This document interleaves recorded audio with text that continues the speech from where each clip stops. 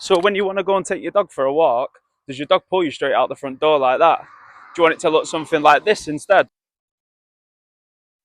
So if you'd rather walk out the door like this together, side by side with no pulling, watch this video and we're going to work on it together. Fun of. So the first step I want to cover is creating a calm behaviour from my dog when it sees this lead. So you can see what my dog's chose to do already. He's chose to sit down in front of me, ready for this lead to go on. At this point here, if your dog's really excited and it's bouncing off the walls, then don't reinforce the behaviour by putting the lead on. What I want you to do is wait out and be patient and wait for your dog to choose to do this behaviour instead. And then I want you to start rewarding for this nice, calm behavior in the presence of this lead. If you've now created this nice, calm emotion from your dog, then it's ready to start to introduce the lead. So if I went in to put the lead onto my dog and the dog got really hyped up, then I'm going to step away. And if I come back in to put the lead on and the dog gets hyped up, I'll step away again. I can only attach this lead when the dog carries on doing the desired behavior. So we've now put the lead on. I'll mark that behavior. Yes, I like that you're not getting hyped up again. I like that you're remaining calm. Break. If we put enough repetition into that practice of creating a calm emotion from our dog when it's seeing the lead, and then again when we attached it, then we're ready to move on to the next step.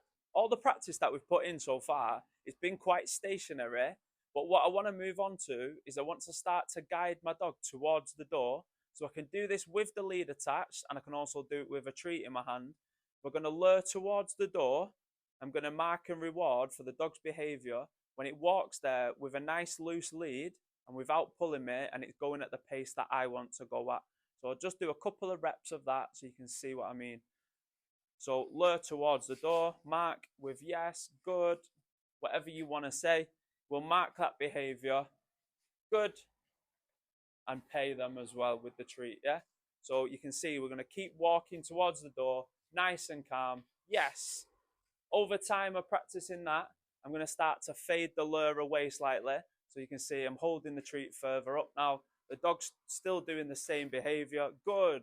We mark it and we pay the dog still. And then let's take that fade away a little bit more. So dog still does the same behavior. It's just rehearsing what we want to happen when we walk towards the door together when we're ready to go out for a walk. What I'm going to add into this practice is a behavior that I expect from my dog when we approach the door together, so I can open it without my dog trying to fight me to get out the door. So what I'm going to expect from my dog, which I'll show now, is when I lure towards the door, sit. I'm going to ask them to do a sit. I'll pay for that, yeah? What this gives me time for now is to be messing around with the door, yeah? So be able to open it. If, when we open the door, the dog decides to move and come towards the door, I would shut the door again. Make my dog go back into the sit.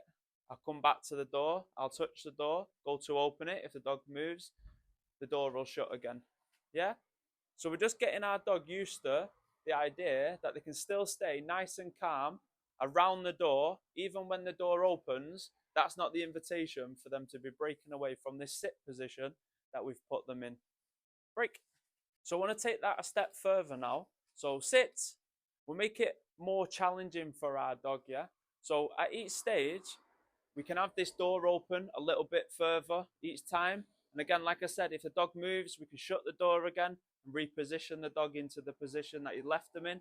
But I want to be able to have the door wide open, yeah, and still be paying the dog for not rushing through the door. Even if I drop the lead and I walk out the door myself, the dog shouldn't be moving from that sit position. To make this happen, we've got to have a really good sit or down stay.